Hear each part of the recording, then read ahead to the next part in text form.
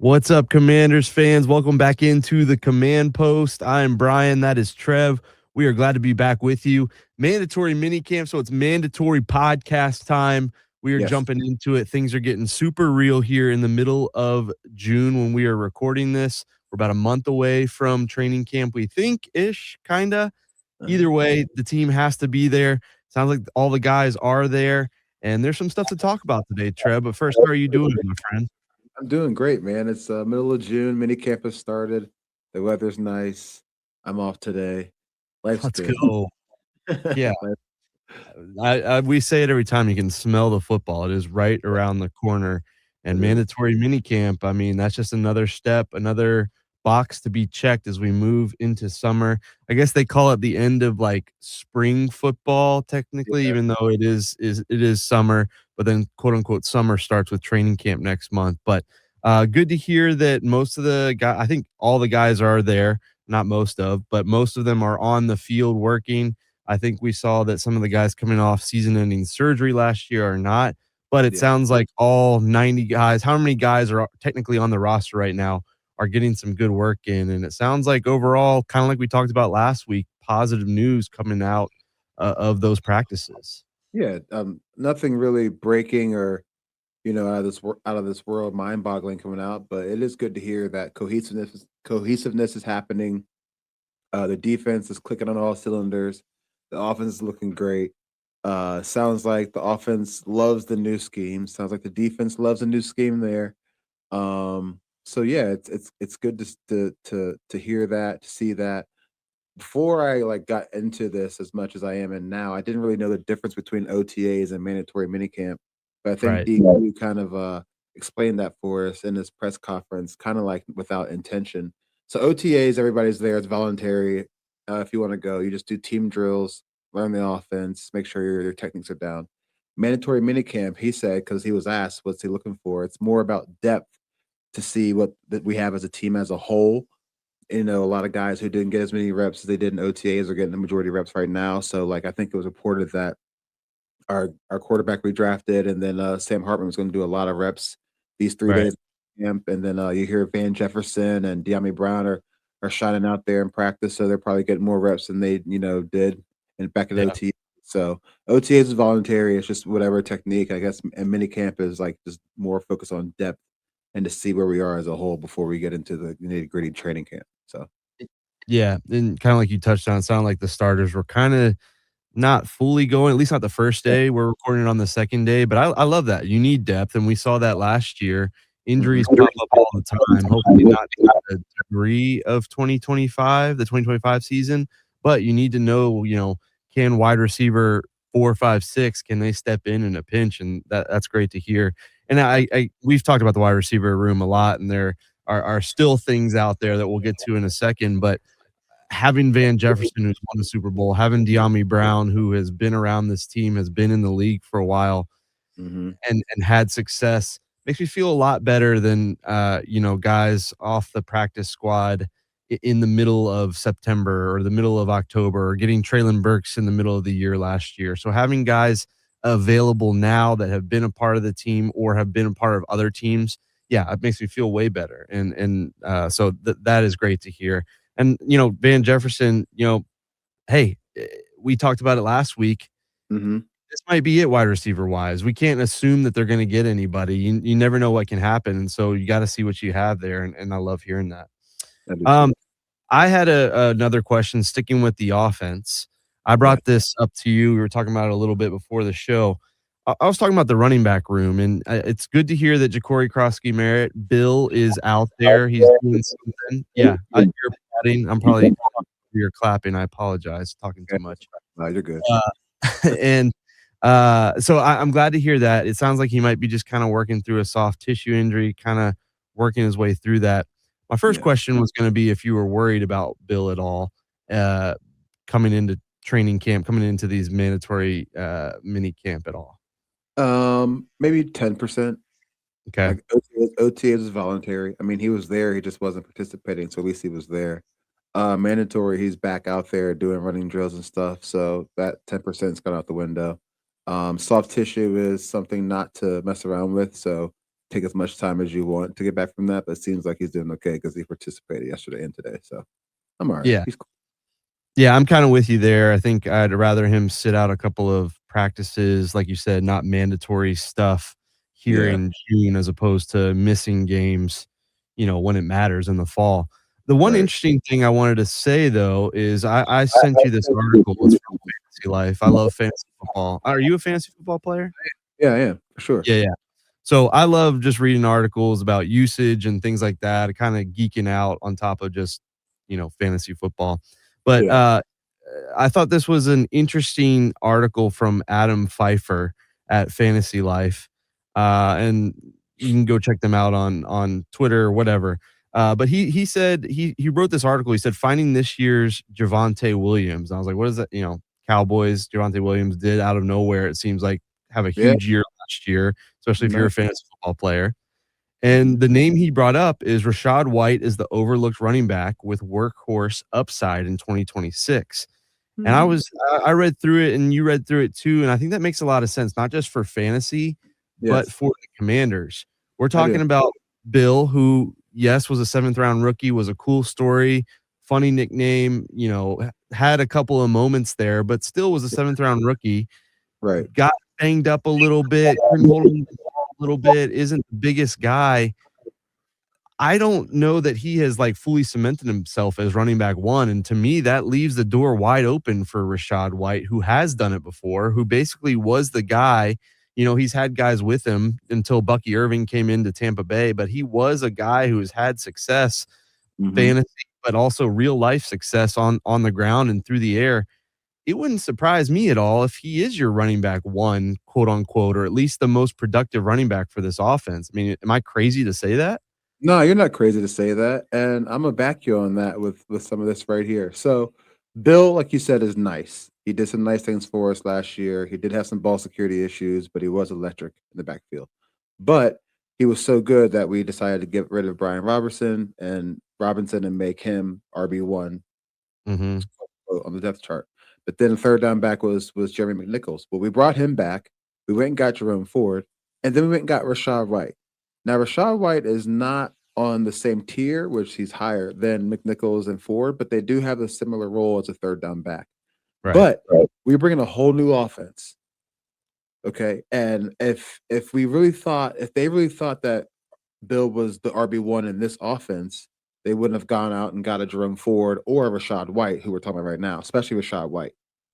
Because Bill can do those things as RB1, but he's shown that he can't be. But Rashad White has shown he can be RB1 and he can also be the third down back as well. So it's not crazy for you to say that at all. I think they went out and got Rashad White for that reason, for this offense too. We're up under center a lot more, which I know like, a lot of people are saying it like it's the best thing since sliced bread, but it's a huge difference. But it's just football. It's fundamental football up under center. So Rashad White could fit that offensive style more than Bill. Because we've seen Bill struggle from up under center a little bit. He ball security issues. He was better in the shotgun formation handoffs, starting out, whatever. So I'm with you. Rashad White's has done it before, and he definitely has a legit shot at being RB1, especially with this new offense coming in, which he probably is tailored towards that, which is the reason why they went and got him. Yeah, absolutely, and looking at his numbers, like, he has proved it, in that article, he's had at least 40 catches in all 4 seasons in the NFL. You love that. We saw Bill catch a few passes, but I don't know if that was his strong suit. We Yeah. know what he can still do on the ground. His sophomore season, quote, unquote, "second season," he had 990 yards. This is Rashad White, excuse me. 990 yards on the ground, normally around a 500, 500, 600-yard rusher. I I I think this guy is a little more proven. I don't mean to knock on Bill, and what we are Oh, saying is that he's certainly made it happen, but it's nice to have a guy that has done it before. And look, it wouldn't surprise me if we're looking up in it's the beginning of November in the first 2 months of the season, Rashad White is leading you in rushing and is one of your top receivers. Like, that wouldn't surprise me at all. And honestly, we know Bill is dealing with a soft tissue injury. You never know how long those can linger. Can those stick around? But they right. could complement each other really well, and I love that fact. I think that Rashad White is kind of just getting overlooked. And so I was very excited to see that. And while it was a fantasy article, I do think that it could prove to be the case for the Commanders on the field in real football too. Yeah, I agree with that, and the reason why Javonte Williams is the example of that guy using the article is because they had 3 running backs just like we do that are capable of being RB1 or RB3 or RB2. They had Javonte Williams, they had that Jaden Blue guy, and then, Miles Sanders, which I forgot all Yep. about. He was even there when I read the article. So then you come here with Ford, I mean, not excuse me, not Ford, but Nichols, Rashad White, and Bill. So, and that I think that's a good problem to have too. A running back by committee when you have people that can do multiple things. I mean, yeah, the luxury would be a definitive RB1 like a Jonathan Taylor or like a Jameer Gibbs or a Jonathan Taylor um, from uh, who? Mind blanking right now. The Vikings. Colts. But Oh, yeah, yeah, Colts. yeah, Sorry, Colts. yeah. Sorry, yeah, you're right. Other than that, I think a running back room by committee is a great problem to have. Yeah, no doubt. I'm with you. It's kind of like we talked about having a legit number two wide receiver would be awesome. Yeah. But sometimes it can be by committee. And I think the running back by committee is largely the way to go. And you mentioned Jameer Gibbs up until, last year, they really kind of turned it over to him, but they still had David Montgomery. And I think, we've talked a lot about David Blau's offense being that Detroit Lions, Ben Johnson kind of thing. There Mhm. there are multiple guys that are going to be available, and I think that's a really good thing. We kind of talked about it last week that no news is good news. It kind of feels like things are just trucking along, but I love what I'm hearing out there. It seems like we said, everybody's going to say the right things in June and be excited about it, but it just seems uh, you hope it's different than this time last year. And obviously, there's not the Terry contract hanging over you. So I just love that they're going about business as usual. Dan Quinn said that minicamp's going to run all 3 days. We're recording this on day 2, so he could surprise them with an off day, day 3. But I don't think that's going to happen. I think they know 5-12 was not good enough. That this league it moves fast, and just because you went to the NFC Championship, 2 seasons ago, that doesn't mean you're granted anything. So I like the fact that they're hopefully going to work all 3 of these days. Do you think he said that as a slight because you know who canceled their mandatory minicamp? You think he, uh, you know, I you Quinn's know, not. it it could be in the back of his mind, and Kyle Shanahan obviously was his offensive coordinator down here in Atlanta where I'm at.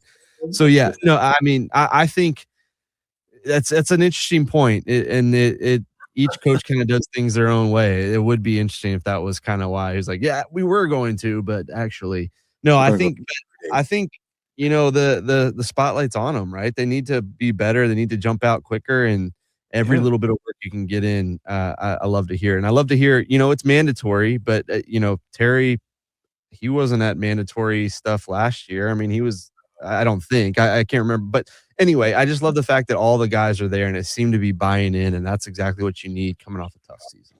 yeah, I agree with that. You seen pictures of Laramie Tunsil and Josh Connerly, kind of like Yeah. Laramie hanging out, and then you're hearing reports of after practice, JD5 staying after and getting some throws in with some receivers for extra work. So it's just what you want. I mean, there's no pads on, and you got players out there want to get better.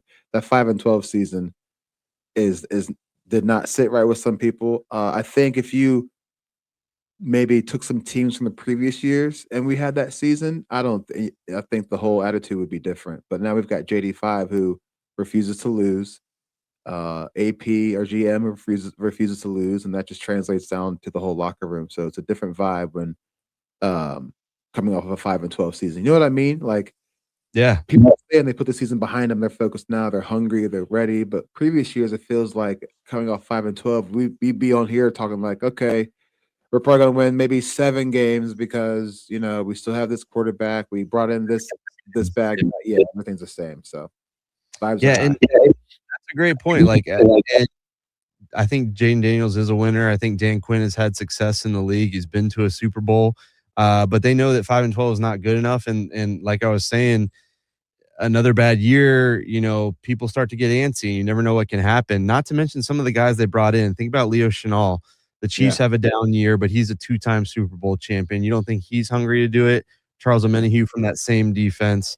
I'm thinking of Nick Cross. The yeah. Colts had a huge start to the season last year, end up, kind of wavering down the stretch. Sonny Mhm. Styles.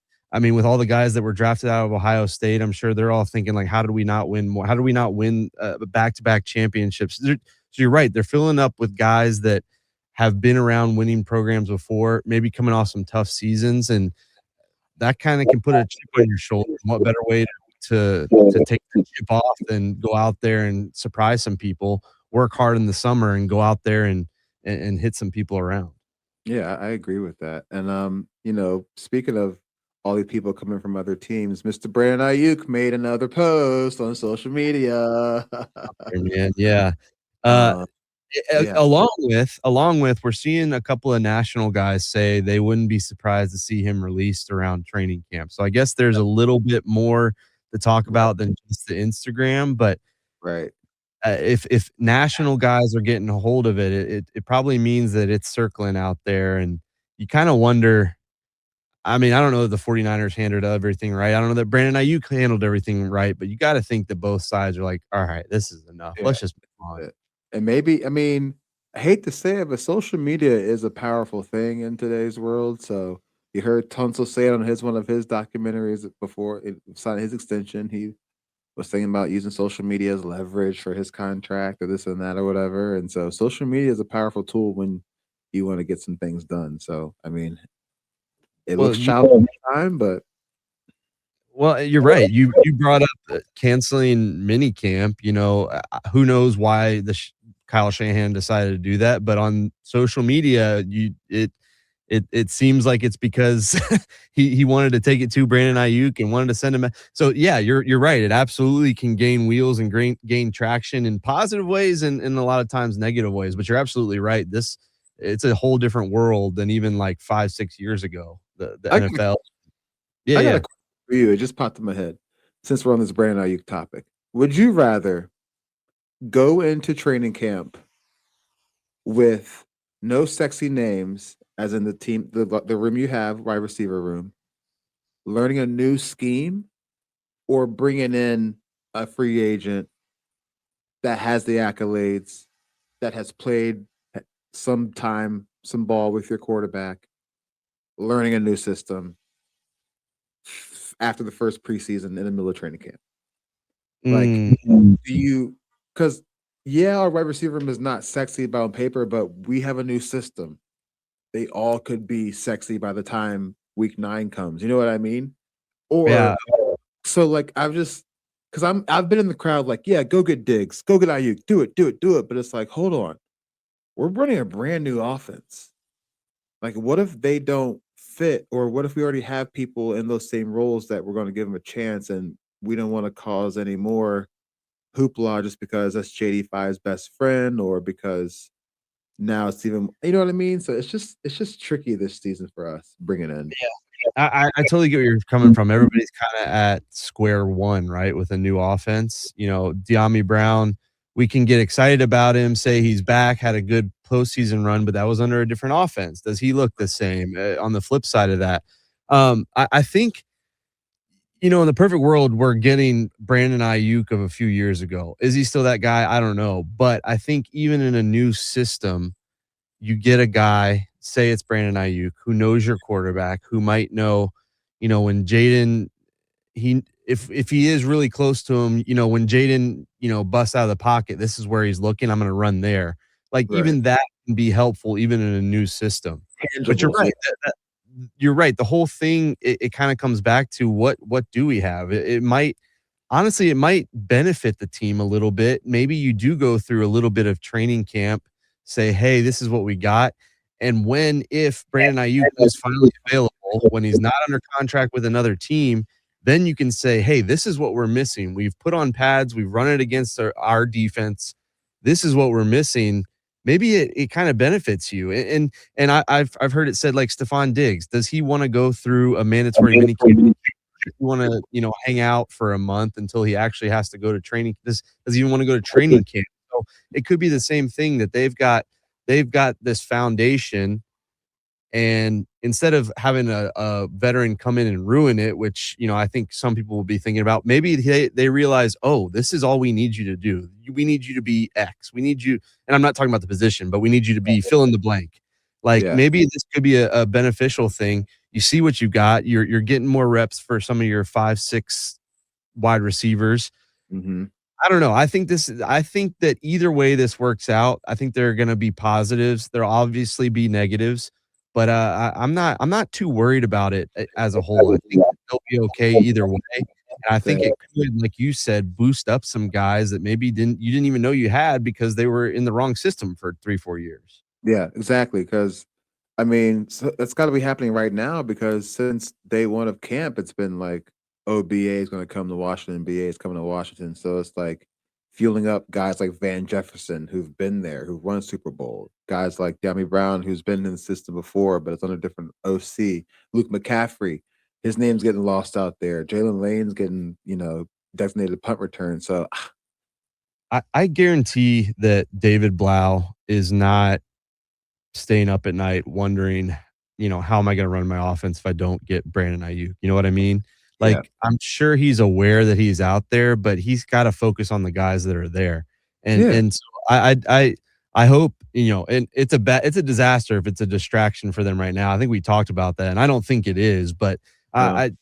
I'm excited about the fact that he might find a guy like you're saying that you didn't even realize was there, and then that's just a cherry on top, like we talked about last week, that, you bring in Brandon Ayuk, and then not to mention you have a guy you're like, "Oh, wow, I just found out that he can do this," or "He was really good with that." So, no, I think it's a positive, and maybe that's the rose-colored glasses, and that's maybe me being a homer, but I think they're in a good spot, and I do think Brandon Ayuk eventually happens. I don't know about Stephon Diggs, but I think No, that they'll be okay, and I think that there's a foundation built to where they can just be a good add-on piece.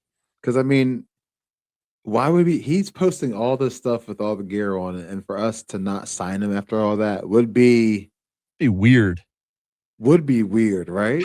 I thought about that the other day. I was like, what if they just don't sign him? Like, they Yeah, decide right? for whatever reason that Antonio Williams is the second coming of Jamar Chase. I'm just saying that, but, Yeah, like, that would be weird. that's what I'm saying, so I think it's gonna happen, but it is funny to think about an alternate universe where he's, like, posting pictures in another team's jersey and doesn't go there. That'd be very strange. yeah, so we'll see. But, all that to be said, it's kinda like we said last week, good stuff going on. Seems like the team's getting good work in. Guys are gelling, funny social media videos. They're saying the right things, which you love to hear in June. Yeah. Get some rest, get one last vacation, and then put in the work at the end of July that hopefully runs into early February. Yeah, I mean, it's really like you said, no news is good news. Cohesiveness is happening, the defense is thriving, offense is thriving. BA wants to be a commander so bad. It's June, one more day minicamp. Yeah, that's Yeah. about it. We're ticking down days. I think we're about under 90 till the regular season. So that just tells you how close everything is getting. Yeah. Like 3 30-day months. We are getting close. You mentioned fantasy football at the top. Is gonna start seeing mock drafts and all that sort of stuff. So Mhm. football's real. It's coming. Enjoy summer, but the grind starts not just for the football team, but for the command post as well. And we'll be cranking it out as we get closer to the season. Excited, man. I keep saying it, but it's right around the corner. It'll be here before we know it. And we're talking real football. Yep. We appreciate you guys for tuning in and see you guys next week. Go Commanders. See you guys.